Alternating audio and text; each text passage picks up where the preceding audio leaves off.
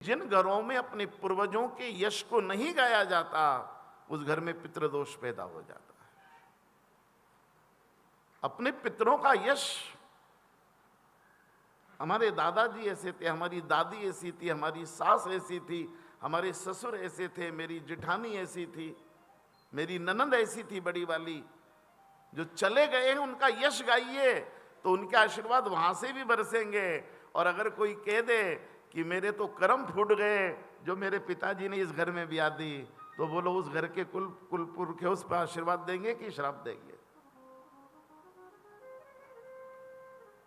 कोई किसी कुल की कुलवधू है और वो रोज ये कह रही है कि मेरे तो किस्मत फूट गए जो यहां शादी कर दी, तो बोलो उस कुल के पूर्वज आशीर्वाद देंगे कि श्राप देंगे? एक घटना सुन लीजिएगा। एक सामने पेड़ पर लता लिपटी हुई थी, बेल। कथा तो बाद में पूरी कहेंगे, पर सामने पेड़ था, उस पर एक नीले रंग के फूलों की हरी बेल लिपटी हुई थी और राम जी और जानकी जी झूला झूल रहे थे अयोध्या में। और दोनों के बीच विवाद ये हुआ कि ये बेल भाग्यशाली बड़ी है कि पेड़ सुंदर है। ये पेड़ ज्यादा सुंदर है कि इस पर लिपटी हुई? विवाद हो गया। अब राम जी कह रहे थे कि नहीं पेड़ सुंदर है, जानकी जी कह रही थी नहीं। तो निर्णय कौन करे?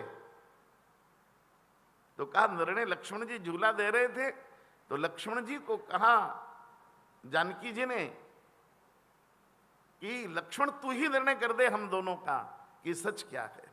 राम जी खड़े हो गए पलने से पहले, नहीं नहीं नहीं,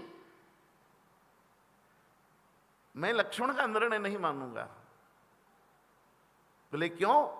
बोले मैं लक्ष्मण को प्राण से ज्यादा प्रेम करता हूं, पर जानकी जब से तुम हमारे घर आई हो मुझसे भी 4 गुना प्रेम तुम लक्ष्मण को करती हो। लक्ष्मण को तुमने देवर से बेटा बना लिया है, इतना प्रेम दिया है लक्ष्मण को कि लक्ष्मण अब भाभी नहीं कहता, तुम्हें भाभी मां कहता है। इतना प्रेम दिया है तुमने, इतना प्रेम दिया मेरे लक्ष्मण को कि वो भाभी कहने में भी संकोच करता है, उसके आगे मां शब्द लगाता है। तुमने मां का दर्जा प्राप्त कर लिया, इसलिए डर लगता है कि ये देवर निर्णय करेगा ना तो भाभी के फेवर में ही करेगा। इसलिए मैं लक्ष्मण के निर्णय को नहीं मानूंगा। जानकी जी ने कहा महाराज लक्ष्मण मेरा देवर भी है, मेरा बेटा भी है और मेरा दोस्त भी है, पर सुन लो लक्ष्मण मेरा बेटा होने से, मेरा देवर होने से पहले महाराज दशरथ का बेटा है, और दशरथ का बेटा होने से भी पहले ये रघुवंश की संतान है। और महाराज रघुवंशी के शरीर से प्राण तो अलग जा सकते हैं, पर उसकी जिह्वा से सत्य अलग नहीं जा सकता। ये दशरथ का बेटा किसी फेवर में आके झूठ तो नहीं बोल सकता। इतना तो भरोसा है मुझे सूर्यवंश पर कि सूर्यवंश का बेटा झूठ नहीं बोल सकता।